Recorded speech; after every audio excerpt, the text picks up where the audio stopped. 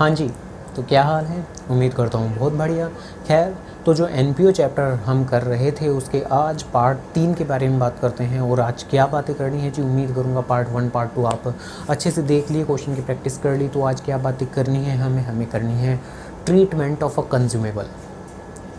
ये कंज्यूमेबल क्या होता है क्या नहीं, आज ये सारी बातें करेंगे। इसका फाइनली हमारे एनपीओ के अंदर कहाँ क्या ट्रीटमेंट करना है, किस तरह के क्वेश्चन में एग्ज़ाम में आते हैं, वगैरह वगैरह वगैरह वगैरह, कुछ हल्की फुल्की सी बेसिक बातें आज की क्लास में करनी है। बहुत बहुत बहुत ज़्यादा ज़रूरी। अगर एग्ज़ाम में बोलूँ तो मान के चलो, अगर एनपीओ से क्वेश्चन आता है तो यूजुअली यहाँ कंज्यूमेबल से क्वेश्चन आ ही जाता है। अभी तक 2 हिस्से हम लोगों ने किए थे, जहाँ रिसिप्ट एंड पेमेंट अकाउंट और फंड बेस्ड अकाउंटिंग की बातें की थी। क्या वो इम्पोर्टेंट है? नहीं, इतने नहीं। ठीक है जी, सच्चाई यही है, नहीं इतने ज़्यादा ज़रूरी नहीं। यानी कंसेप्ट के पॉइंट ऑफ व्यू से वो ज़रूरी हैं, आगे के जो टॉपिक करने हैं एनपीओ के उनके लिए वो ज़रूरी हैं। बट क्या एग्जाम में individually receipt and payment account के क्वेश्चन आते हैं? तो जवाब है ना, आमतौर पर तो नहीं। आमतौर पर ठीक है जी, एक नंबर में आ सकते हैं, आने को कुछ भी आ सकता है, बट हाँ आमतौर पर वहाँ से क्वेश्चन इतने नहीं पूछे जाते। यहाँ कंज्यूमेबल से तो क्वेश्चन पूछ लिए जाते हैं। तो चलो खैर करते हैं जी बातों की शुरुआत। तो क्या बातें करनी है? Treatment of consumable. तो देखो जी, सारी चीज़ों को हटा के सबसे पहले बेसिक बातों से शुरुआत करूंगा। किस चीज़ की बेसिक बातों से? अकाउंट्स की बेसिक बातों से। देखो, जो हमारा ये अकाउंटिंग सब्जेक्ट है ये हमारे 4 पिलर्स पे खड़ा हुआ है। कौन से 4 पिलर्स? एसेट, लायबिलिटी, एक्सपेंस और इनकम। हमारी क्लास 11 से लेके अभी तक की सारी अकाउंटिंग एसेट, लायबिलिटी, एक्सपेंस या इनकम के ही इधर उधर घूमती थी। जहाँ हमने क्लास 11th के अंदर ही देख लिया था कि जो एसेट्स होते हैं वो साल के अंत पर हमारी बैलेंस शीट में जाते हैं, और जो एक्सपेंसेस होते हैं वो साल के एंड पर हमारे प्रॉफिट एंड लॉस अकाउंट में जाते हैं। अब यहाँ एनपीओ के केस में साल के अंत पर क्या बैलेंस शीट बनाई जाती है? तो जवाब है हाँ, बैलेंस शीट बनाई जाती है। बट क्या साल के अंत पर आपका प्रॉफिट एंड लॉस अकाउंट बनाया जाता है? तो जवाब है ना। हमने पिछली क्लास के अंदर भी, फंड बेस्ड अकाउंटिंग वाली क्लास के अंदर भी बोला था एक अलग दूसरे अकाउंट का नाम। कौन से? इनकम एंड एक्सपेंडिचर अकाउंट का नाम। तो बेसिकली एनपीओ के केस में प्रॉफिट एंड लॉस अकाउंट की जगह आपका इनकम एंड एक्सपेंडिचर अकाउंट बनाया जाता है। यानी अगर बात को करें एनपीओ में क्या बनता है, तो एनपीओ में बैलेंस शीट और इनकम एंड एक्सपेंडिचर अकाउंट बनता है फॉर द पर्पस ऑफ जानना। क्या जानना? फाइनेंशियल पोजीशन जानना, फाइनेंशियल परफॉर्मेंस जानना। क्या यहाँ भी प्रॉफिट या लॉस, सरप्लस या डेफिसिट निकलता होगा? तो बिल्कुल निकलता होगा, इनकम एंड एक्सपेंडिचर की हेल्प से, जहाँ एक्सपेंडिचर्स एंड इनकम को रिकॉर्ड करते हैं। अब जो एसेट हैं वो जाएंगे बैलेंस शीट में, जो एक्सपेंसेस हैं वो जाएंगे इनकम एंड एक्सपेंडिचर अकाउंट के अंदर। अब सिर्फ और सिर्फ इन्हीं 2 चीज़ों के बारे में बातें करनी है। थोड़ी बहुत मान के चलो, जो क्लास 11th में हमने बातों को पढ़ा था उसको ही और ज़्यादा अच्छे से बातों को करना है। क्या जी क्या? जब कभी भी कोई भी हम खर्चा करते हैं जिनसे हमें भविष्य में फ़ायदा हो, फ्यूचर बेनिफिट हो, जो कीवर्ड था हमारा एसेट्स का, जो बेसिक कंसेप्ट है हमारे एसेट्स का वो यही है। जिन चीज़ों से हमें फ्यूचर में बेनिफिट हो, नेक्स्ट ईयर में भी बेनिफिट हो, उन चीज़ों को हम एसेट्स की कैटेगरी के अंदर डालते हैं। जिन चीज़ों का बेनिफिट हमारा within the year exhaust हो जाता है, यानी benefit of which has been exhausted within the year, तो उन चीज़ों को हम एक्सपेंसेस की कैटेगरी में डालते हैं। जैसे कि रेंट होता है, सैलरी होता है, विद इन द ईयर हमारा उनका बेनिफिट मिल जाता है, ठीक है, तो हम उसे एक्सपेंसेस की कैटेगरी में डालते हैं। और जिन चीज़ों का बेनिफिट जो भी होता है हमारे फ्यूचर में मिलता है, तो ठीक है, उन्हें हम एसेट्स की कैटेगरी में डालते हैं। अब बेसिकली समस्या ये आती है कि अब जो कंसेप्ट आता है कंज्यूमेबल, वो कंज्यूमेबल मान के चलो एसेट्स के कंसेप्ट और एक्सपेंसेस के कंसेप्ट से मिलके बना है। ये क्या बोल रहा हूँ मैं? यानी कुछ चीज़ें ऐसी होती हैं इस दुनिया में जिनका काफ़ी हद तक benefit within the year मिल जाता है, यानी ये एक्सपेंस है, बट वो साल के एंड पे थोड़ी बहुत बच जरूर जाती हैं, यानी उनका बेनिफिट फ्यूचर में भी मिलता है, यानी वो एसेट्स भी हैं। वन मोर, जिन चीज़ों का बेनिफिट हमें फ्यूचर में मिलता है, नेक्स्ट ईयर मिलता है, उन्हें हम एसेट्स कहते हैं। साथ ही साथ जिन चीज़ों का बेनिफिट हम एस्टिमेट करते हैं कि विद इन द ईयर ही मिल जाएगा, ठीक है, उन चीज़ों को हम एक्सपेंस कहते हैं। कंज्यूमेबल एक ऐसी चीज़ें हैं। क्या होती हैं कंज्यूमेबल? अभी बात करते हैं, एग्जाम्पल्स के साथ में बात करेंगे। फिलहाल सिर्फ और सिर्फ बेसिक मीनिंग की बात कर रहे हैं। कंज्यूमेबल है क्या आखिर? कंज्यूमेबल ऐसी चीज़ें होती हैं जो within the year maximally consume हो जाती हैं, इस्तेमाल हो जाती हैं, उनका benefit within the year मिल जाता है मैक्सिमम, जिसकी वजह से हमें उन्हें एक्सपेंस कहना चाहिए, बट साल के एंड पे उनका कुछ ना कुछ बैलेंस जरूर बच जाता है, जिसकी वजह से हमें उन्हें एसेट्स भी कहना पड़ता है। यानी मान के चलो देखो जो बेसिक हमारा था कि इनकम एक्सपेंसेस कहाँ जाएंगे, इनकम एंड एक्सपेंडिचर अकाउंट में जाएंगे, एसेट्स कहाँ जाएंगे, हमारी बैलेंस शीट में जाएंगे। तो जो कंज्यूमेबल हैं वो कहाँ जाएंगे, वो हमारे income and expenditure as well as balance sheet दोनों में जाएंगे। किस तरह से जाएंगे, क्या होते हैं कंज्यूमेबल, अब करते हैं एग्जाम्पल्स के बाद। हमने शुरुआत में एनपीओ के एग्जांपल्स लिए थे कि ठीक है एनपीओ के जो एग्जांपल होंगे वो हमारे गवर्नमेंट स्कूल हो सकते हैं, गवर्नमेंट हॉस्पिटल्स हो सकते हैं, क्लब्स वगैरह हो सकते हैं, ठीक है, जहाँ स्पोर्ट्स गेम खेलते हैं, मेंबर लोग आते हैं अपनी सर्विसेज को एंजॉय करते हैं, ये सारे के सारे। तो यहाँ कंज्यूमेबल्स क्या क्या हैं हमारे सिलेबस के अंदर यहाँ स्पेशली, ठीक है जी, आमतौर पर क्वेश्चंस के अंदर भी कौन कौन से रहते हैं। तो एक तो होते हैं, फिलहाल के लिए मैं नाम ले रहा हूँ, एक तो होते हैं मेडिसिन्स, एक होती है स्टेशनरी, ठीक है जी। अब ये मेडिसिन्स, स्टेशनरी, ये क्या मतलब कंज्यूमेबल क्यों? अगर सपोज करो मैं एक एग्जांपल लेता हूँ गवर्नमेंट हॉस्पिटल्स का, तो ठीक है जो मेडिसिन्स आमतौर पर वो परचेज़ करेंगे, कभी भी मेडिसिन्स का स्टॉक वो ऐसे परचेज़ नहीं करेंगे कि ठीक है अगले 5 सालों के लिए परचेज़ कर लिया या अगले 2 सालों के लिए, 3 सालों के लिए परचेज़ कर लिया, नहीं। आमतौर पर अगले नेक्स्ट 6 to 7 मंथ्स या 8 to 9 मंथ, ठीक है, वो हॉस्पिटल की पॉलिसी और हॉस्पिटल के लेवल ऑफ ऑपरेशन के ऊपर डिपेंड करता है कि वो कितने मंथ का स्टॉक एडवांस में परचेज़ करके चलते होंगे। बट डेफिनेटली ये तो नहीं करेंगे कि 2 साल के बाद का स्टॉक भी अभी से ही परचेज कर लेंगे। वो डिमांड को एस्टिमेट करके अपना यूजुअली 6 to 7 मंथ या 8 to 9 मंथ्स का स्टॉक मेंटेन करके चलते होंगे। जिस डेट पर कोई भी मेडिसिन परचेज की जाती होगी, मान के चलो कि विद इन द ईयर उसका बेनिफिट जो भी है एग्जॉस्ट जरूर होगा, वो मेडिसिन सेल जरूर हो जाएगी। और अगर सपोज करो 1 लाख रुपए की मेडिसिन किसी एक पर्टिकुलर मोमेंट ऑफ टाइम पर परचेज की गई है, तो मान के चलो maximum portion of that medicine within the year ही सेल हो जाएगा। यानी उस खर्चे का नेचर, वो जो जेब से पैसा गया है उसका नेचर मैं क्या कहूँ, मैं एक्सपेंस कहूँ। बट मेडिसिन का क्या ऐसा होने वाला है कि जैसे ही ईयर एंड आएगा, 31 मार्च आएगा और हम देखेंगे जाके मेडिसिन के जो गो डाउन होगा, जो वेयर हाउस होगा, तो ठीक है मेडिसिन है ही नहीं, गायब। यानी आई मीन टू से कि मेडिसिन का सारा बेनिफिट हमारा विद इन द ईयर ही मिल जाएगा, है थोड़ा बहुत भी पोर्शन नहीं बचेगा जिसका हमें फ्यूचर में बेनिफिट मिलेगा। तो नहीं, जवाब है ना, ऐसा नहीं होने वाला। यानी हमेशा हमेशा साल का एंड जब आएगा, यानी जब 31 मार्च आएगा, तो मेडिसिन का कुछ लेवल तो जरूर होगा, यानी कुछ क्लोजिंग स्टॉक तो जरूर बचा होगा वेयर हाउसेज के अंदर। फॉर एग्जांपल 15,000 की मेडिसिन बच गई या 25,000 की मेडिसिन बच गई जो कि अनसोल्ड हैं,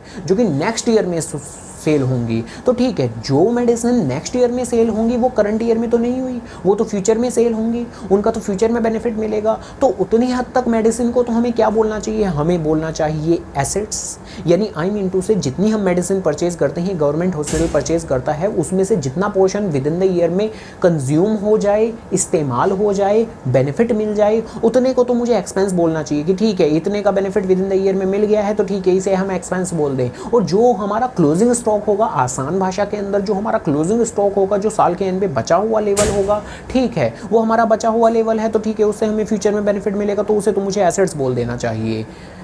कुल मिला के मेडिसिन के साथ यही काम होगा। गवर्नमेंट स्कूल्स के अंदर बात करें या और भी किसी और तरह के एनपीओ के अंदर भी जो स्टेशनरी होती है उसके साथ भी यही होता है। पेन, पेंसिल, रबड़, कटर, शार्पनर, फाइल्स हैं और मार्कर, ये सभी इस तरह की चीज़ें होती हैं जिस पर्टिकुलर मोमेंट पे परचेज़ की जाती हैं। Maximum portion of that stationery within the year में कंज्यूम हो जाएगा, इस्तेमाल हो जाएगा। जितना पोर्शन कंज्यूम हो गया उसे हम कहेंगे एक्सपेंस। हालांकि ये बात अलग है कि कितना पोर्शन कंज्यूम हुआ है रियलिटी में, ये निकालना अपने आप में एक बात है। यानी इनकम एंड एक्सपेंडिचर अकाउंट में कितनी अमाउंट हमें दिखानी है, कितना हमें एक्सपेंस का पोर्शन कंसिडर करना है, ये अपने आप में एक बात है। यही सीखना है हमें क्वेश्चंस के अंदर कि कितना पोर्शन कंज्यूम हो गया है। मुद्दे की बात, जितना कंज्यूम हो गया है उतना हम इनकम एंड एक्सपेंडिचर अकाउंट के अंदर दिखाएंगे। जो साल के एंड पे बच गया क्लोजिंग स्टॉक है उसे हम अपनी बैलेंस शीट के अंदर दिखाएंगे। अब बात आती है बड़ी आसान सी, भाई अगर मैं बात करूँ कि इसे मुझे एक्सपेंस भी मानना है और एसेट भी मानना है, एक्सपेंस भी मानना है और एसेट भी मानना है, तो कितना पोर्शन मैं उसे एक्सपेंस मानूंगा वो मैं कैलकुलेट करूंगा। ठीक है जी, बाकायदा एक कैलकुलेशन है, एक टेबल है, एक फॉर्मेट है। उस टेबल के अंदर हम सीख लेंगे कि हाँ कैसे कैलकुलेट करते हैं कि विद इन द ईयर कितना कंजम्पशन किया गया है। एक टेबल है बाकायदा, उस टेबल के तहत हम जान लेंगे कि कैसे कैलकुलेट करते हैं कि हाँ कितना portion with in the year consume हो गया है। बट वंस एक बार हम ये कैलकुलेट कर लें कि कितना पोर्शन कंज्यूम हुआ है, देन उसके बाद में बात आती है हम उसे इनकम एंड एक्सपेंडिचर अकाउंट के अंदर डेबिट साइड में दिखाएंगे या क्रेडिट साइड में दिखाएंगे। तो देखो लास्ट पार्ट में भी हमने जाना था कि इनकम एंड एक्सपेंडिचर अकाउंट के डेबिट साइड में एक्सपेंडिचर्स आते हैं, क्रेडिट साइड में इनकम आती है। तो अब कोई इनकम की बातें थोड़ी ना चल रही हैं, ये स्टेशनरी हुआ, मेडिसिन हुआ या जो भी आगे ये जाके होगा, जैसे कि एक स्पोर्ट्स मटेरियल भी होता है हमारा जो है कंज्यूमेबल, क्योंकि थोड़ा काफ़ी हद तक स्पोर्ट्स मटेरियल कंज्यूम भी हो जाता है विद इन द ईयर, थोड़ा बहुत बच भी जाता है जिसका फ्यूचर में बेनिफिट मिलेगा। तो चाहे कोई भी कंज्यूमेबल हुआ तो वो है तो खर्चा ही, कमाई तो नहीं है वो हमारी, तो है तो खर्चा ही। तो इनकम एंड एक्सपेंडिचर के किस साइड आएगा, तो डेबिट साइड में आएगा। जो भी रिलेवेंट आपका कंज्यूमेबल होगा, सपोज करो स्पोर्ट्स मटेरियल हुआ तो डेबिट साइड में 2 स्पोर्ट्स मटेरियल आ जाएगा, अगर मेडिसिन हुए तो डेबिट साइड में 2 मेडिसिन आ जाएंगे। ठीक है जी। तो जो भी रिलेवेंट कंज्यूमेबल होगा उसके नाम से आपकी एंट्री रिकॉर्ड कर ली जाएगी, और जितना साल के एंड पे बचा हुआ लेवल ऑफ कंज्यूमेबल होगा, स्पोर्ट्स मटेरियल बच गया साल के एंड में थोड़ा है, मेडिसिन का लेवल थोड़ा बच गया, साल के एंड पे 500 रुपये की स्टेशनरी बची हुई है, तो उसका तो फ्यूचर में बेनिफिट मिलेगा, तो उसे एसेट्स में दिखाएंगे। बैलेंस शीट के अंदर 2 साइड्स होती हैं, आप लोग जानते हो, लायबिलिटी साइड और एसेट साइड। तो जो रिलेवेंट क्लोजिंग स्टॉक होगा, आसान भाषा के अंदर यही बोलूँगा, जो क्लोजिंग स्टॉक होगा, साल के एंड पे बचा हुआ स्टॉक होगा, उसे हम अपने बैलेंस शीट के एसेट साइड के अंदर दिखा देंगे, बात हमारी खत्म हो जाएगी। तो देखो ये तो हुआ हमारा शुरुआती कंसेप्ट ये कंज्यूमेबल का, कि कंज्यूमेबल का क्या मीनिंग होता है। एक ऐसी चीज़ है जिसे मुझे एक्सपेंस भी बोलना है और एसेट भी बोलना है।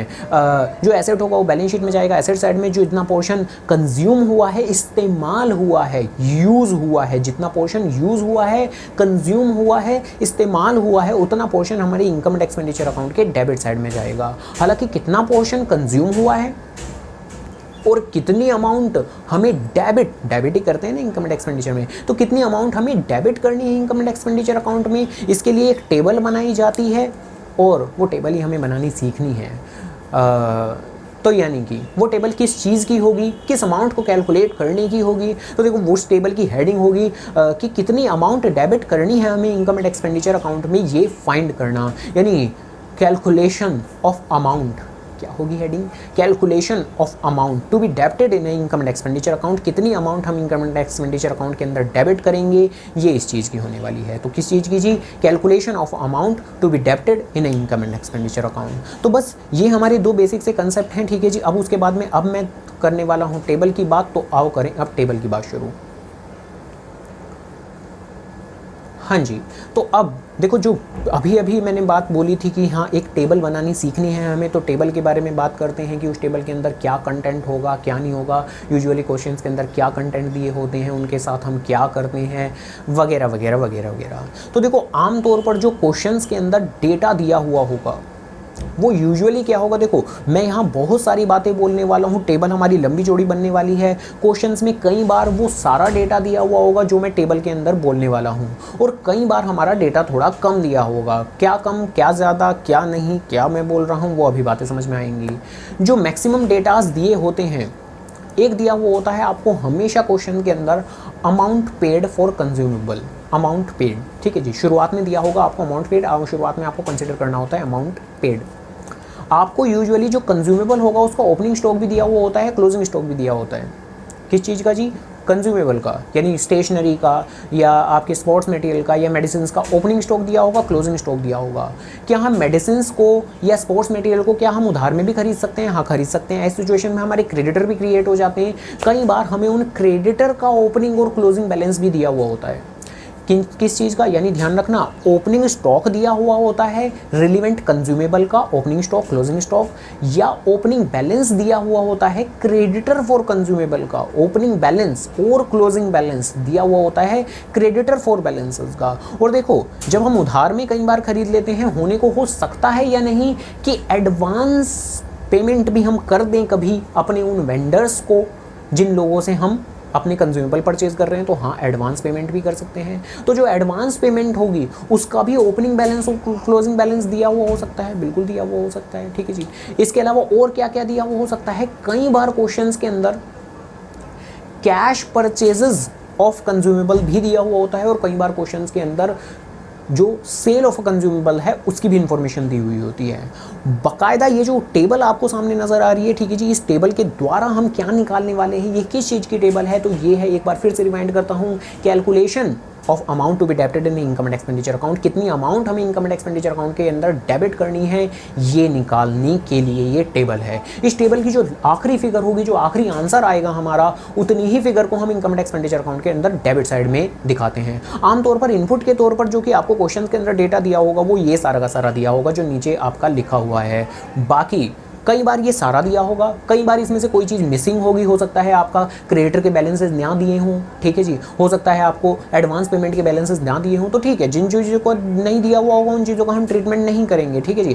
खैर अब देखो कुछ नहीं है, एक छोटी सी एक तरीका बोल देता हूँ मैं चीज़ों को याद करने का, ठीक है जी, काफ़ी ज़्यादा हेल्पफुल रहेगा। टेबल आपको फटाक से याद हो जाएगा कि ठीक है अब इसमें काफ़ी सारी चीज़ें हम ऐड करने वाले हैं, काफ़ी सारी चीज़ें हम लेस करने वाले हैं। तो देखो जो कंज्यूमेबल है वो कायदे से एक्सपेंस है और एसेट है, यानी एसेट है हमारा, जो कंज्यूमेबल है वो हमारा एसेट है। साथ में जो क्रेडिटर है वो हमारी लायबिलिटी होती हैं। साथ में जो एडवांस पेमेंट, अगर सपोज करो हम किसी अपने वेंडर को एडवांस में पेमेंट करते हैं तो वो भी मेरा एसेट ही होता है। तो जो कंज्यूमेबल है वो मेरा एसेट है, जो एडवांस पेमेंट है वो मेरा एसेट है, जो क्रेडिटर है वो मेरी लायबिलिटी है। तो जो एसेट है उनके ओपनिंग को ऐड करना है, क्लोजिंग को लेस करना है, ओपनिंग को ऐड करना है, क्लोजिंग को लेस करना है। और जो क्रेडिटर है, जो लायबिलिटी है, उसका उल्टा होगा, यानी ओपनिंग को लेस करेंगे और क्लोजिंग को ऐड कर देंगे। तो देखो टेबल के अंदर फटाक से अपना डेटा भरते चला जाता हूँ मैं कि क्या क्या आएगा जी। तो नज़र आ रहा है आप लोगों को अब सारा का सारा data. Opening balance of consumable को ऐड करना है आपको, इसके अलावा क्लोजिंग बैलेंस ऑफ कंज्यूमेबल को लेस करना है, ये एसेट थे।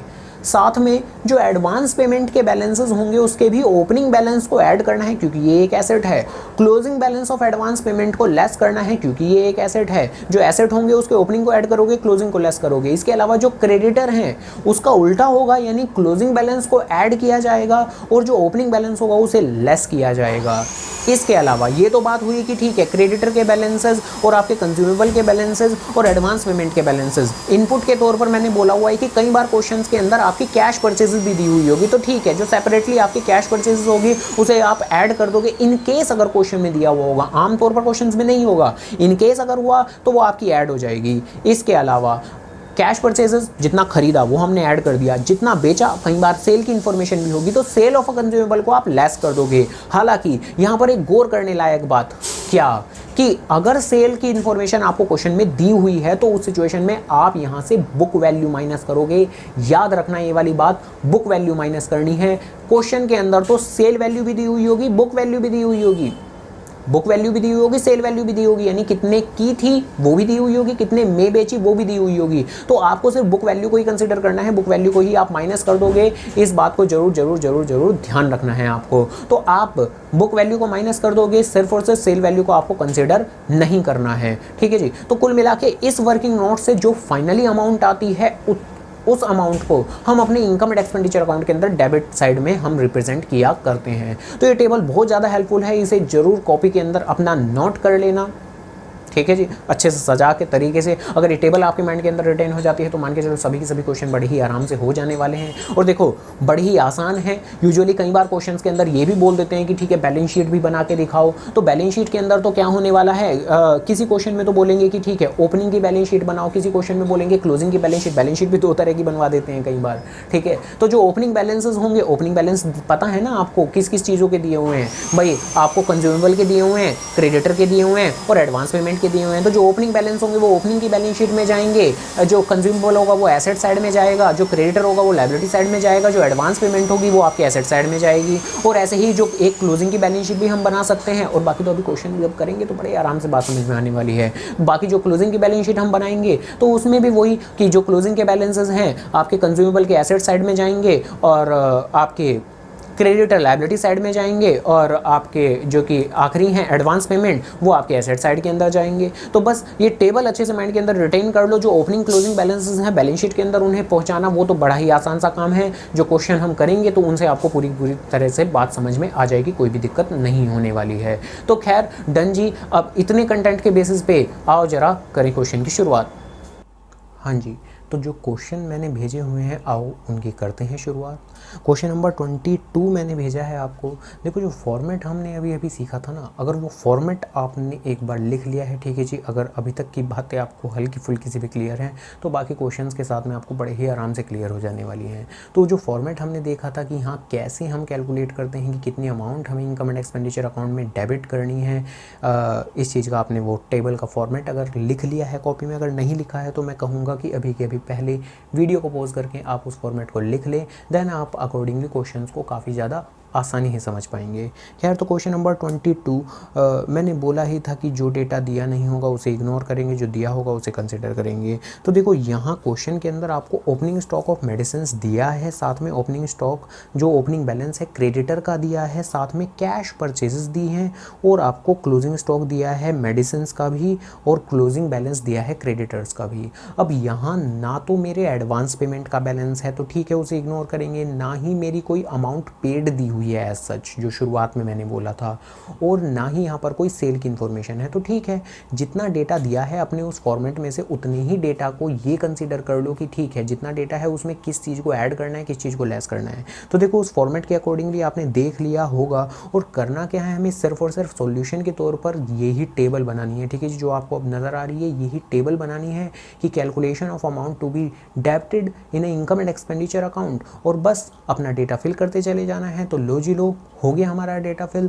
तो देखो डेटा फिल के अंदर आपने देख लिया होगा कि अब अमाउंट पेड तो है नहीं, ठीक है जी, है क्या कैश परचेज। तो कैश परचेजेस के अंदर ओपनिंग स्टॉक ऐड किया मेडिसिन का, क्लोजिंग स्टॉक माइनस किया मेडिसिन का। लेकिन क्रेडिटर के केस में तो उल्टे होते थे, तो क्लोजिंग को ऐड किया है और ओपनिंग को लेस किया है, बाकी और कुछ है नहीं। तो बस इतनी ही कैलकुलेशन करके अपना सॉल्यूशन निकाल दिया, आंसर आ गया हमारा, क्वेश्चन की बात खत्म हो गई, ठीक है जी। जो क्वेश्चन की रिक्वायरमेंट थी उसके तौर पर हमें सिर्फ क्वेश्चन में इतना ही काम करना था। इसके अलावा क्वेश्चन नंबर 23, ठीक है जी, ये तो और भी ज़्यादा छोटा क्वेश्चन है, इसको मैं बिल्कुल भी सॉल्यूशन करके नहीं दिखाऊंगा, सॉल्यूशन आपको शो नहीं करूंगा, सिर्फ बोल के ही बताऊंगा। आपको इसमें और भी छोटी सी टेबल बनानी है। 3 पार्ट हैं इस क्वेश्चन के, फर्स्ट, सेकंड और थर्ड। जो फर्स्ट पार्ट है उसके अंदर आपको अमाउंट पेड दी हुई है, तो ठीक है आप शुरुआत करोगे अमाउंट पेड से, साथ में आपको क्लोजिंग बैलेंस दिया है और आपका नहीं अमाउंट पेड दी है और सिर्फ क्लोजिंग स्टॉक दिया हुआ है स्टेशनरी का, और कुछ भी नहीं दिया हुआ, ना क्रेडिटर की इन्फॉर्मेशन है, ना एडवांस पेमेंट है, इवन ना ओपनिंग स्टॉक है, तो सिर्फ क्लोजिंग स्टॉक है और सिर्फ आपका अमाउंट पेड है। तो ठीक है आप अमाउंट पेड के अंदर क्लोजिंग स्टॉक को क्या करते हैं, क्लोजिंग स्टॉक को माइनस करते हैं। तो क्लोजिंग स्टॉक को माइनस कर दोगे, क्या आएगा आपका 5400 में से 250 माइनस कर देंगे तो हमारा आ जाएगा ये 5150। तो बस ठीक है वही मेरा आंसर होगा। तो बस छोटी सी टेबल बनानी है आपको, ज़्यादा और कुछ भी नहीं करना है इस क्वेश्चन के सोल्यूशन के अंदर, जो फर्स्ट पार्ट है। जो सेकंड पार्ट है उसके अंदर भी आपका एक पेमेंट मेड दिया हुआ है, ठीक है जी, एक ओपनिंग स्टॉक दिया हुआ है और एक आपका क्लोजिंग स्टॉक दिया हुआ है। जो 1 अप्रैल 2018 का बैलेंस है वो ओपनिंग स्टॉक हुआ, जो कि 31 मार्च 2019 का बैलेंस है वो क्लोजिंग स्टॉक हुआ, और बीच में जो पेमेंट मेड दिया हुआ है वो क्या है, वो है अमाउंट पेड। तो बस डन, ठीक है। जो सेकंड पार्ट है उसके अंदर भी अमाउंट पेड के अंदर आप ओपनिंग स्टॉक को ऐड करोगे, ओपनिंग स्टॉक ऑफ स्टेशनरी को ऐड करोगे, क्लोजिंग स्टॉक ऑफ स्टेशनरी को माइनस करोगे, बस बात खत्म। छोटी सी टेबल बनानी है और इसके अलावा और कुछ भी नहीं करना। इसके अलावा जो थर्ड पार्ट है उसके अंदर आपको अमाउंट पेड दी हुई है बाकायदा, साफ तौर पे amount paid for stationery during the year, ठीक है जी, ये आपको दिया हुआ है। इसके अंदर ओपनिंग स्टॉक भी दिया हुआ है तो उसे ऐड करोगे, क्लोजिंग स्टॉक भी दिया हुआ है उसे लेस करोगे। इस बार क्रेडिटर का बैलेंस भी दिया है, हालांकि सिर्फ ओपनिंग दिया है, क्लोजिंग नहीं दिया। तो ठीक है, क्लोजिंग नहीं दिया तो हम नहीं करेंगे उसका ट्रीटमेंट। अब ओपनिंग बैलेंस ऑफ क्रेडिटर का क्या ट्रीटमेंट करते हो, देखो देखो देखो अपना फॉर्मेट देखो, ठीक है जी। तो फॉर्मेट के अंदर आपने देखा होगा और याद भी हो गया तो बहुत अच्छी बात है। ओपनिंग बैलेंस ऑफ क्रेडिटर को तो हम लेस करते हैं, तो बस आप उसे माइनस कर दोगे, ठीक है जी, और बस इसकी भी छोटी सी टेबल बनानी है, बात हमारी खत्म हो जाएगी। इसके अलावा जो क्वेश्चन नंबर 24 है उसके अंदर भी आपको अमाउंट पेड दी हुई है, ओपनिंग स्टॉक दिया हुआ है, क्लोजिंग स्टॉक दिया हुआ है, क्रेडिटर्स दिए हुए हैं, ठीक है जी, ओपनिंग और क्लोजिंग के, ठीक है जी। तो बस इस तरह से जो ऊपर आपको सॉल्यूशन नज़र आ रहा है इस तरीके से आपको सॉल्यूशन करके दिखाना है, सिर्फ टेबल बनानी है, दैट्स इट। उसके अलावा और कुछ भी नहीं करना। जो रिक्वायरमेंट है इस क्वेश्चन की इस बार यही दिखी हुई है कि कितनी स्टेशनरी यूज़ हुई है, कितनी अमाउंट हम इनकम एंड एक्सपेंडिचर अकाउंट के अंदर दिखाएंगे, सिर्फ वो आपको अमाउंट कैलकुलेट करनी है और उसके अलावा कुछ नहीं करना। तो बस ये जो टेबल आपको नज़र आ रही है वो टेबल आपको बनानी है, उसके अलावा आपको और कुछ भी नहीं करना है इस क्वेश्चन के अंदर। खैर इसके अलावा हाँ जी, क्वेश्चन नंबर जो 25 है वो भी आप खुद करोगे, ठीक है जी। हालांकि जो क्वेश्चन नंबर 25 है उसके अंदर डेटा थोड़ा ज़्यादा दिया हुआ है, ठीक है, बट वो क्वेश्चन आप खुद करोगे। क्वेश्चन नंबर 25, क्वेश्चन नंबर 25 के अंदर अमाउंट पेड दी है। इस बार एडवांस पेमेंट के भी बैलेंसेस दिए हैं, बट मैंने फॉर्मेट के अंदर आपको लिखाया हुआ है कि जो एडवांस पेमेंट के बैलेंसेस हैं वो ओपनिंग वाले ऐड होंगे और क्लोजिंग वाले लेस होंगे। तो ठीक है, जो एडवांस पेमेंट वाले हैं वो एक जो कि है मार्च 2018 का है और एक मार्च 2019 का है। तो जो मार्च 2018 वाला हुआ वो ओपनिंग हुआ, जो मार्च 2019 वाला हुआ वो क्लोजिंग हुआ। तो डन, ठीक है, आप अकॉर्डिंगली इस चीज़ को भी कर लोगे, ठीक है जी, उम्मीद करूंगा। तो क्वेश्चन नंबर 25 में भी कोई इशू नहीं आएगा। जो क्वेश्चन नंबर 26 है उसमें भी एग्जैक्टली जो फॉर्मेट दिया हुआ है उसके हिसाब से ही आपको डेटा सारा दिया हुआ है। इवन इस बार आपको अमाउंट पेड भी दी है, ओपनिंग स्टॉक वगैरह वगैरह सब दिया है, कैश परचेजेस भी दी है। आप जानते हो क्या करना है, कैश परचेज का ऐड करना है, साथ में सेल भी दी है। क्या आप जानते हो सेल का क्या करना है? यस जी यस, क्वेश्चन नंबर 26 के अंदर सेल भी दी हुई है, आप जानते हो। देखो लिखा हुआ है sports material sold during the year, book value 50,000 और आगे फिगर है 56,000, यानी इसका मतलब है कि 50,000 के स्पोर्ट्स मटेरियल को 56,000 में बेच दिया, तो 56,000 इज अ सेल वैल्यू। हमें तो बुक वैल्यू माइनस करनी होती है। मैंने फॉर्मेट के अंदर लिखाया था कि आपको बुक वैल्यू माइनस करनी होती है, आपको सेल वैल्यू से कोई मतलब नहीं होता फिलहाल ये कंज्यूमेबल के ट्रीटमेंट में। तो डन, ठीक है, आपको सिर्फ और सिर्फ 50,000 जो कि बुक वैल्यू है आप उसे लेस करोगे और बस, उसके अलावा कुछ नहीं करोगे। कैलकुलेशन अपनी कर दोगे, आंसर आपका निकल के आ जाएगा, कोई दिक्कत नहीं होने वाली। अब बात आती है क्वेश्चन नंबर 27 की। देखो जो क्वेश्चन नंबर 27 से पहले के क्वेश्चन थे उन सभी के सभी क्वेश्चन के अंदर आपसे मांगा हुआ था कि ठीक है, calculate the amount to be debited in income and expenditure account, या calculate the amount of consumable used कि कितना इस्तेमाल हुआ है, या मैक्सिमम क्वेश्चन में लिखा हुआ था कि वो अमाउंट बताओ जो इनकम एंड एक्सपेंडिचर में डेबिट होगी। बट क्वेश्चन नंबर 27, इसके अलावा क्वेश्चन नंबर 28 और क्वेश्चन नंबर 29, ये 3 क्वेश्चन हैं और इसके अलावा क्वेश्चन नंबर 30 भी, ठीक है जी। क्वेश्चन नंबर 27 से लेके इन शॉर्ट क्वेश्चन नंबर 30 तक, इन सभी क्वेश्चंस की रिक्वायरमेंट थोड़ी सी बदल गई है। अगर आप रिक्वायरमेंट पे गौर करो तो क्वेश्चन नंबर 27 के अंदर लिखा हुआ है how are the following dealt while preparing the final accounts for the year ended वगैरह वगैरह, यानी ये एनपीओ के फाइनल अकाउंट्स के अंदर कैसे दिखाए जाएंगे। यानी आपको इस बार सिर्फ कंज्यूमेबल की कैलकुलेशन नहीं करके दिखानी, सिर्फ करके क्या करनी है, इस बार भी कैलकुलेशन बिल्कुल करनी है, बट इस बार सिर्फ हमें कंज्यूमेबल की कैलकुलेशन नहीं करनी, इस बार हमें बाकायदा एनपीओ के सारे फाइनल अकाउंट बना के दिखाने हैं।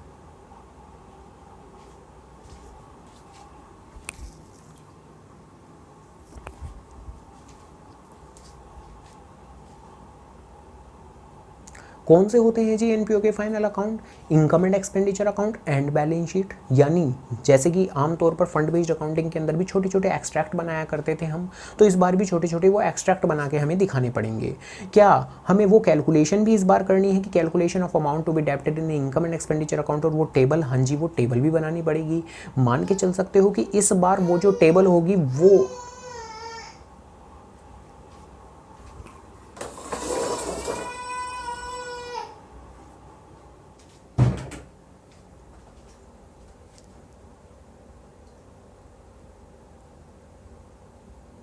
वर्किंग नोट का हिस्सा होगी, और जो मेन हिस्सा होगा वो होगा छोटे छोटे income and expenditure account and balance sheet, जो छोटे छोटे एक्सट्रैक्ट हम बनाया करते थे। किस तरह से रिप्रेजेंट करेंगे, कैसे क्वेश्चन को करेंगे, आओ जरा समझते हैं बात को। देखो सबसे पहली बात तो जो टेबल के अंदर हमने देखा था कि ठीक है, वो जो हम टेबल बनाया करते थे उसमें जो अमाउंट पेड है, अमाउंट पेड का मतलब क्या हुआ कि ड्यूरिंग द ईयर जो हमने कंज्यूमेबल के लिए अमाउंट पे की है।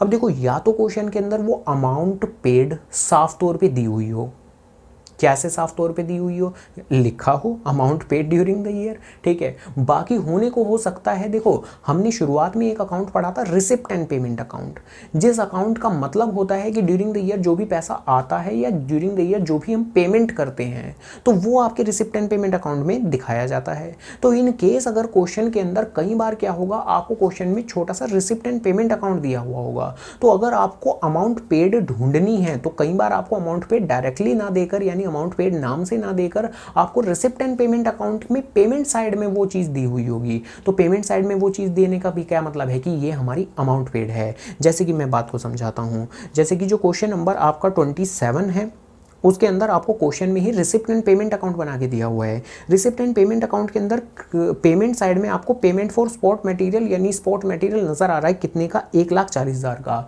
यानी ये हमारे क्वेश्चन की अमाउंट पेड है। जो हम नॉर्मली अपनी टेबल बनाते हैं तो ये हमारी टेबल की अमाउंट पेड है। अब जरा आराम से आपके एक बैलेंस शीट भी दी हुई है। हालांकि जो हम अपनी अकाउंटिंग कर रहे हैं, आप अगर चेक करोगे तो 2018 के लिए कर रहे हैं, ठीक है जी। और जबकि जो बैलेंस शीट दी हुई है वो 1 अप्रैल 2017 यानी ओपनिंग की बैलेंस शीट दी हुई है। मैंने लास्ट क्लास में भी कहा था कि यहाँ एनपीओ के अंदर हमें कई बार ओपनिंग बैलेंस शीट की भी नीड पड़ जाती है, ठीक है जी। वो आगे जाके क्लियर होगा कि क्यों पड़ती है। वहाँ हम जो बैलेंस शीट है वो साल के एंड की यानी क्लोजिंग की और एज वेल एज साल की शुरुआत की यानी ओपनिंग की भी बैलेंस शीट अक्सर ड्रॉन कर लेते हैं। यहाँ इन्होंने आपको ओपनिंग का डेटा दिया हुआ है ओपनिंग की बैलेंस शीट की हेल्प से। ओपनिंग की बैलेंस शीट में आपको क्रेडिटर नजर आ रहे हैं और ओपनिंग की बैलेंस शीट में आपको स्पोर्ट्स मटेरियल नजर आ रहे हैं। तो ठीक है, जो स्पोर्ट्स मटेरियल ओपनिंग की बैलेंस शीट में 8,000 के नजर आ रहे हैं तो वो क्या हुए, वो हुए आपके opening stock of sports material. तो आपको ओपनिंग स्टॉक दिया हुआ है। और जो आपको क्रेडिटर नजर आ रहे हैं ओपनिंग की बैलेंस शीट के अंदर जो कि है 6,000 के, तो डन, ठीक है। ये आपके ओपनिंग बैलेंस ऑफ क्रेडिटर दिया हुआ है 6,000। क्लोजिंग के लिए आपको बैलेंस शीट नहीं दी हुई, उसके लिए आपको एडिशनल इन्फॉर्मेशन में लिख के दिया हुआ है कि जो स्पोर्ट्स मटेरियल का तस्मा 2018 के लिए वो है 22,000। यानी ये है हुआ आपका क्लोजिंग के स्पोर्ट्स मटेरियल। ये क्या हुई, ये हुए आपके क्लोजिंग के स्पोर्ट्स मटेरियल। इन शॉर्ट आपको क्वेश्चन में क्या क्या दिया हुआ है, रिपीट करता हूँ। आपको अमाउंट पेड दी हुई है जो रिसिप्ट एंड पेमेंट अकाउंट में है। आपको ओपनिंग बैलेंस ऑफ क्रेडिटर दिया है। आपको opening stock of sports material यानी ओपनिंग स्टॉक ऑफ कंज्यूमेबल दिया हुआ है। आपको क्लोजिंग स्टॉक ऑफ कंज्यूमेबल भी दिया हुआ है एडिशनल इन्फॉर्मेशन के अंदर। हाँ, क्रेडिटर का क्लोजिंग बैलेंस नहीं दिया हुआ आपको। तो देखो, सबसे पहला काम तो बेसिकली हम क्या करेंगे, वही अपनी टेबल बनाएंगे, ठीक है जी। ये जो टेबल हम इस तरह से बनाया करते थे वही अपनी टेबल बनाएंगे। टेबल के अंदर दिखाई दे रहा है आपको अमाउंट पेड के अंदर हमने जो कि है ओपनिंग स्टॉक ऐड किया, क्लोजिंग स्टॉक लेस किया और अपने क्रेडिटर का ओपनिंग बैलेंस लेस करते हैं तो लेस किया, ठीक है जी। और अपना एक छोटा सा आंसर निकाल दिया। ये आंसर है ये क्या होता है, ये होता है कि कितनी अमाउंट हमें इनकम एंड एक्सपेंडिचर अकाउंट के अंदर दिखानी है। ये क्या है अमाउंट, कि कितनी अमाउंट हमें इनकम एंड एक्सपेंडिचर अकाउंट के अंदर दिखानी है। जैसे कि करंट सिनेरियो के अंदर ये अमाउंट आपकी 1,20,000 रुपये आई है, तो 1,20,000 रुपये हमें इनकम एंड एक्सपेंडिचर अकाउंट के अंदर दिखाने हैं। इसके अलावा अब देखो, इनकम एंड एक्सपेंडिचर अकाउंट हमें दिखाना है 1,20,000 से, वो अभी हम दिखा देंगे। साथ में बैलेंस शीट दिखानी है। अब बैलेंस शीट ओपनिंग की तो क्वेश्चन में ही बना के दी हुई है, ओपनिंग की तो क्वेश्चन में ही बना के दी हुई है, तो हमें तो क्लोजिंग की दिखानी है।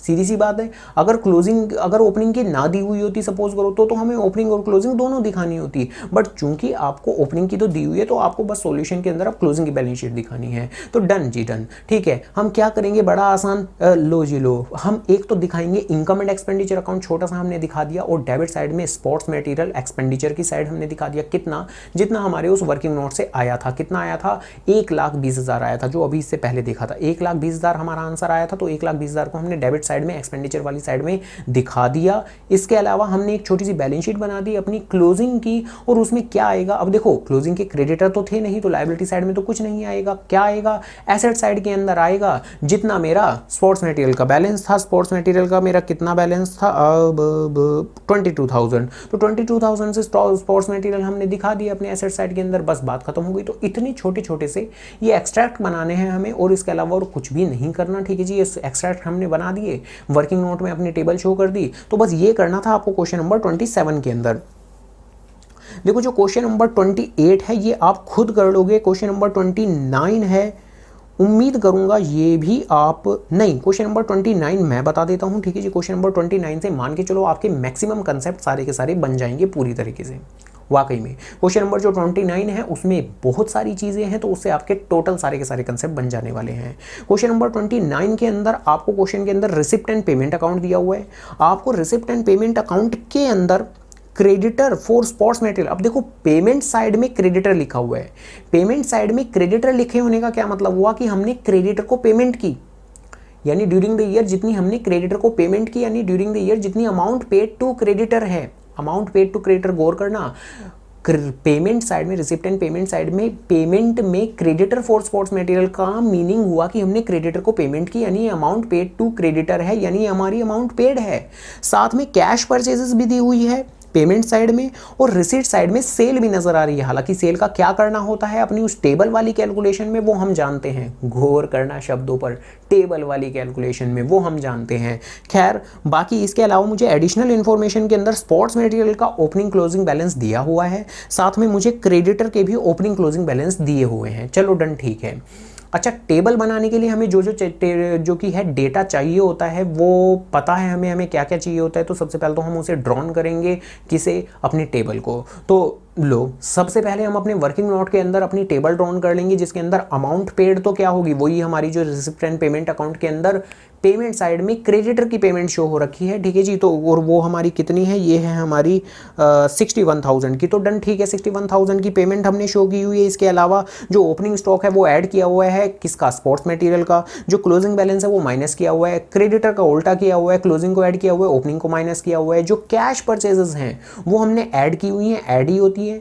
जो सेल है वो लेस की हुई है, बट सेल के बारे में रिसीट साइड में आपको लिखा हुआ है, ब्रैकेट के अंदर लिखा हुआ है बुक वैल्यू 20,000 और फाइनल फिगर लिखी हुई है 26,000, यानी 20,000 के स्पोर्ट्स मटेरियल को 26,000 में बेचा। तो बुक वैल्यू तो 20,000 है। हमें तो टेबल वाली कैलकुलेशन में, गौर कर लेना फिर से शब्दों पे, टेबल वाली कैलकुलेशन में हमें तो बुक वैल्यू दिखानी होती है। तो ठीक है, इस टेबल वाली कैलकुलेशन के अंदर तो हमने बुक वैल्यू शो कर दी, कितनी, 20,000 का हमने स्पोर्ट्स मटेरियल माइनस कर दिया और अपना फाइनल अपना एक आंसर निकाल दिया, जो मेरा आंसर आया कितना, 54,000। खैर, तो ये 54,000 जो कि हमारा टेबल से आंसर आता है, इसका क्या मतलब होता है, इसका मतलब होता है कि कितनी अमाउंट मुझे डेबिट करनी है इनकम एंड एक्सपेंडिचर अकाउंट में। तो अब जो हम अपना नेक्स्ट सॉल्यूशन करेंगे, जो मेन सॉल्यूशन अब हमारा जो शुरू होगा, उसमें हम इनकम एंड एक्सपेंडिचर अकाउंट के डेबिट साइड में कितना दिखाएंगे, 54,000 दिखाएंगे। कितना दिखाएंगे, 54,000। क्यों, क्योंकि हमारी इस टेबल से हमारा आंसर क्या है, 54,000 आया है। तो चलो ये, चलो डन। अब देखते हैं अपना मेन सॉल्यूशन कैसे हमें रिप्रेजेंट करना है। क्वेश्चन में सेल भी है, इस बात का भी ध्यान रखना। और इस बार क्या क्वेश्चन के अंदर आपको ओपनिंग की बैलेंस शीट दी हुई थी या क्लोजिंग की बैलेंस शीट दी हुई थी? नहीं, इस बार क्वेश्चन में बस रिसिप्ट एंड पेमेंट अकाउंट दिया हुआ था, ना ओपनिंग की बैलेंस शीट थी ना क्लोजिंग की थी। तो इस बार जो सॉल्यूशन में भी मुझे ओपनिंग की भी बैलेंस शीट बनानी पड़ेगी और क्लोजिंग की भी बैलेंस शीट बनानी पड़ेगी। ध्यान रखना, अगर कभी भी इस तरह से क्वेश्चन आए कि how are the following deal while preparing the final account वगैरह वगैरह, तो अगर क्वेश्चन में कोई बैलेंस शीट दी हुई है तो ठीक है, सॉल्यूशन में उसे नहीं बनाओगे। जैसे क्वेश्चन नंबर 27 में ओपनिंग बैलेंस शीट दी थी तो हमने वो नहीं बनाई थी, बट इस बार तो कुछ भी नहीं दिया, वो कोई बैलेंस शीट नहीं दी हुई, तो ठीक है, हमें दोनों ही बनानी पड़ेंगी। तो डन, ठीक है, ठीक है। सबसे पहले तो हम अपना ये लो जी, इनकम एंड एक्सपेंडिचर अकाउंट आ गया है, इसके डेबिट साइड के अंदर रिप्रेजेंट कर देंगे हम 54,000। कहाँ से आया ये, जो टेबल हमने अभी प्रीवियसली बनाई थी। इसके अलावा बैलेंस शीट हम दिखाएंगे अपनी ओपनिंग की भी और क्लोजिंग की भी। लो आ गई ओपनिंग की, क्लोजिंग की बैलेंस शीट। ओपनिंग में ओपनिंग का डेटा आएगा, क्लोजिंग में क्लोजिंग का डेटा आएगा। ओपनिंग में ओपनिंग का कौन सा डेटा, ओपनिंग का डेटा दिया हुआ था ना आपको एडिशनल इंफॉर्मेशन के अंदर, जो कि है स्पोर्ट्स मटेरियल दिए हुए थे 20,000 के और क्रेडिटर भी दिए हुए थे 7,000 के। तो ठीक है, जो स्पोर्ट्स मटेरियल है वो उसे एसेट साइड में दिखाओ 20,000 ओपनिंग की बैलेंस शीट में और 7,000 क्रेडिटर, और क्लोजिंग का डेटा क्लोजिंग की बैलेंस शीट में, यानी कि जो स्पोर्ट्स मटेरियल था वो था आपका 25,000 तो एसेट साइड में और 15,000 के क्रेडिटर लायबिलिटी साइड में। अब एक गौर करने लायक बात, उसे अच्छे से कॉपी के अंदर बॉक्स बना के, सितारे बना के, सजा के लिख लेना। क्या कि in case sale is given in the questions of a consumable, in case sale is given in the questions of a consumable, then only book value is deducted while calculation of amount to be debited in an income and expenditure account. Only book value is to be deducted in the calculation of amount to be debited in income and expenditure account, यानी कि जो हम calculation करते हैं income and expenditure account की, उसमें से तो सिर्फ बुक वैल्यू ही माइनस की जाती है, comma, but profit slash loss component must be shown, profit slash loss component must be shown in the income and expenditure account as well. Profit slash loss component must be shown in the income and expenditure account as well. यानी कुल मिला के देखो, जो table वाली calculation थी उसके अंदर हमने जो अपनी सेल वैल्यू जो कि है सेल को माइनस किया उससे बुक वैल्यू को, वो आपका सेपरेटली काम हो गया, उससे हमारा आंसर 54,000 आया था जो हमने डेबिट साइड में दिखा दिया। अब जो प्रॉफिट या लॉस कंपोनेंट है, अब अगर लॉस होगा तो एक्सपेंडिचर की साइड आएगा, अगर प्रॉफिट होगा तो इनकम की साइड आएगा, उससे भी रिप्रेजेंट करना है आपको, सीधी सी बात है। अगर क्वेश्चन की रिक्वायरमेंट सिर्फ वो टेबल बनाना था तो ठीक है, सिर्फ बुक वैल्यू को कंसीडर करना है, बात खत्म हो गई। लेकिन अगर हम फाइनल अकाउंट बना रहे हैं, इनकम एंड एक्सपेंडिचर अकाउंट बना रहे हैं, बाकायदा क्वेश्चन की requirement how are the following dealt in a final account है, तो उस सिचुएशन के अंदर आपको प्रॉफिट या लॉस कंपोनेंट भी दिखाना है। जैसे कि करंट सिनेरियो के अंदर 20,000 के स्पोर्ट्स मटेरियल को 6,000 में बेचा तो हमें मस्ट बेसिस पर 6,000 का फायदा हुआ ना, 20,000 का सामान 26 में बेच दिया तो 6,000 का प्रॉफिट हमें इनकम एंड एक्सपेंडिचर अकाउंट के क्रेडिट साइड में रिप्रेजेंट करना पड़ेगा, जरूर जरूर जरूर। तो इस बात को याद रखना जरूर जरूर जरूर। खैर, तो डन जी डन। इस तरीके से हमारा क्वेश्चन नंबर 29 हो जाएगा। क्वेश्चन नंबर 30 जो कि आखिरी क्वेश्चन है कंज्यूमेबल का, इसके बारे में बात करता हूं। देखो, इसमें भी क्या करना है आपको, वही चीज़ करनी है जो क्वेश्चन की रिक्वायरमेंट है, वो है कि शो कि कैसे आप स्पोर्ट्स मटेरियल को इनकम एंड एक्सपेंडिचर अकाउंट में दिखाओगे और कैसे बैलेंस शीट में दिखाओगे। तो सबसे पहले आप, मैं नहीं कर रहा इस क्वेश्चन को, सबसे पहले आप नॉर्मली अपनी टेबल बनाओगे। टेबल के अंदर आपको जो अमाउंट पेड है, अमाउंट पेड क्वेश्चन के अंदर जो कि है वो दी हुई है, हाँ दी हुई है, तो अमाउंट पेड आपको दी हुई है तो आप कंसीडर कर लोगे। इसके अलावा जो ओपनिंग स्टॉक दिए हुए हैं उनको ऐड करोगे, लेस करोगे। क्रेडिटर का उल्टा करना है, ठीक है। जिस बार एडवांस पेमेंट के बैलेंसेस दिए हैं तो उनकी हेल्प से आपको टेबल कैसे बनानी है वो आपने सीख ली है ऑलरेडी, तो आप उनकी मदद से टेबल नॉर्मली बना लोगे जैसे बनानी है। टेबल का जो आंसर आएगा देन आप फाइनली अपने इनकम एंड एक्सपेंडिचर अकाउंट बनाओगे, जिसके डेबिट साइड में आप वही टेबल वाले आंसर को दिखा दोगे। बाद में आप बैलेंस शीट अपनी ड्रॉन करोगे, ओपनिंग की भी बनानी है और क्लोजिंग की भी बनानी है, जिसके अंदर आप जो कंज्यूमेबल है उसे एसेट साइड में दिखाओगे, जो क्रेडिटर है उसे लायबिलिटी साइड में दिखाओगे, और जो एडवांस पेमेंट है, एडवांस पेमेंट भी तो एसेट ही होता है, तो ठीक है, जो एडवांस पेमेंट है उसे भी आप एसेट साइड के अंदर दिखाओगे। अब ओपनिंग वाली बैलेंस शीट में ओपनिंग बैलेंस दिखाओगे और जब क्लोजिंग वाली बैलेंस शीट बनाओगे तो क्लोजिंग बैलेंस दिखाओगे, बस बात खत्म हो गई। तो डन जी डन। इस तरीके से जो कि है आपके क्वेश्चन नंबर 30 यानी कंज्यूमेबल तक के क्वेश्चंस की बातें हो गई हमारी। तो इसी ही तरीके से अगली कक्षा के अंदर एनपीओ का अगला हिस्सा हम करेंगे, ठीक है। इसी तरीके से चलते जाएंगे, टुकड़ों में एनपीओ को तोड़ते जाएंगे, करते जाएंगे, तोड़ फोड़ खोड़ फोड़ खत्म कहानी हो जाएगी हमारी। तो चलो खैर, okay done, tata bye bye, take care. तब तक अपना ध्यान रखो, परिवार वालों का ध्यान रखो और जिसका आप चाहते हो। तो चलो खैर, तो okay done, tata bye bye.